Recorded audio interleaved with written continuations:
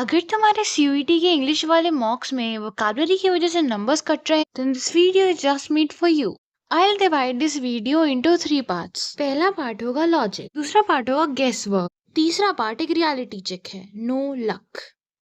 तुम अपनी स्क्रीन को पॉज करो और बिना गूगल के इसका मतलब बताओ। अगर तुम्हें इसका मतलब पता है तो तुम ये वीडियो मत देखो, और तुम्हें नहीं पता तो मेरी बात ध्यान से सुनो। देखो, अगर मैं तुम्हें बताऊं कि डाय का मतलब थ्रू होता है और फेनन का मतलब शो होता है, तो क्या तुम इस वर्ड को सॉल्व कर पाओगे? चलो वापस स्क्रीन पॉज करके ट्राई करो। देखो, डाय का मतलब थ्रू होता है, फेनस का मतलब शो होता है, और जिसके अंदर से देखिए वो ट्रांसपेरेंट होता है, और ट्रांसपेरेंट चीजें तो डेलिकेट होती हैं। इधर से तुम्हारे इस वर्ड का मतलब तो निकल गया। इस वर्ड में थोड़ा सोचना पड़ा, तुम्हारी क्रिएटिविटी का इस्तेमाल हुआ। ए मूर्ख, अपनी क्रिएटिविटी सुधार। चलो वापस से एक और ट्राई लेते हैं। क्या तुम अपनी क्रिएटिव स्किल्स को कंट्रोल में रखते हो? तो देखो, सोमनस का मतलब स्लीप होता है, एफेरस का मतलब कैरी होता है। अब इस वर्ड का मतलब बताओ मुझे, सोमनीफेरस। थोड़ा ध्यान से सोचो, जो नींद कैरी कर रहा है वो क्या होगा? तुम्हारा दोस्त जो हमेशा नींद में रहता है या फिर अपने साथ नींद लेके आता है, वो क्या करता है? तुम्हें बोर करता है ना? ए मूर्ख, अपनी क्रिएटिविटी सुधार। डायाफेनस या सोमनीफेरस में जो वर्ड्स आ रहे थे उनको रूट्स वर्ड कहते हैं। जैसे डाया रूट वर्ड है, फेनस रूट वर्ड है, everything is a root word. पर जरूरी नहीं है तुम्हें सारे रूट वर्ड्स पता हो, इसलिए जरूरी है तुम वर्ड पावर में डीजी पढ़ो। दूसरा है गेस द वर्ड। देखो, जो गेसिंग है वो तुम्हारी परसेंटाइल घटा भी सकता है और बढ़ा भी सकता है। ये टोटली तुम्हारे लक पे डिपेंड करता है। तो भगवान जी के पास हाथ जोड़कर एग्जाम देने जाना।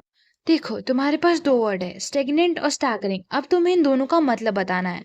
ध्यान से देखो इस वर्ड को। स्टैगनेंट, स्टैगनेंट वाटर, एसएसटी में तो तुम्हें पढ़ा ही होगा, stagnant water of a pond और something like that.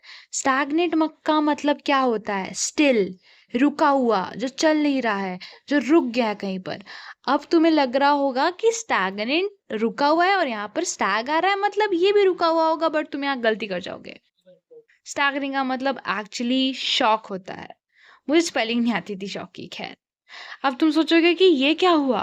This is what I am telling you, गेसिंग वर्क। इसका मतलब ये है कि गेसिंग गेम रॉन्ग भी हो सकता है। अब तुम सब सोच रहे हो कि मैं दोगलापन कर रही हूँ। एक तरफ मैं बोल रही हूँ गेस वर्क करो, दूसरी तरफ मैं बोल रही हूँ गेस वर्क गलत हो सकता है। अब तुम करो तो करो क्या?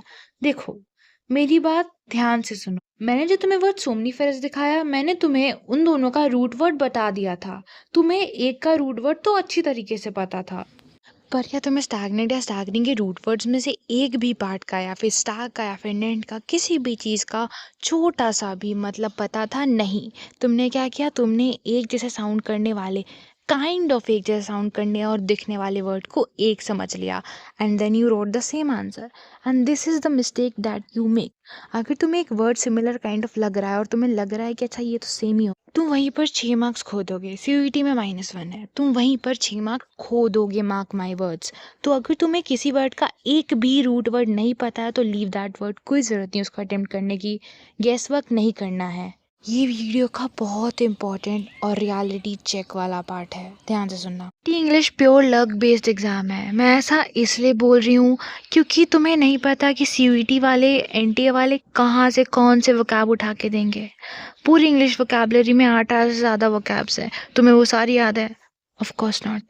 तुम्हें अगर वो सारी याद है then hats off to you, but I know 99% लोगों को नहीं होगी, क्योंकि तुम जो याद करते हो तुम भूल भी जाते हो अगर तुम कॉन्स्टेंट यूज में नहीं हो तो भगवान से प्रे करो जो वोकैब तुमने पढ़ी हो वो तुम्हारे पेपर में आए and you do good. That's the last option, but ये लास्ट ऑप्शन नहीं है। तुम सीयूईटी में 200 प्लस स्कोर कर सकते हो। ज़रूरी नहीं है तुम्हें सारी वोकैब्स आनी चाहिए, बस तुम्हें रूट वर्ड्स याद होने चाहिए, तुम्हारा ग्रामर सही होना चाहिए, पैसेज सही होना चाहिए। You can score good and negative marking से बचो। This is what I have to speak, like मेरे पास बस इतना ही है।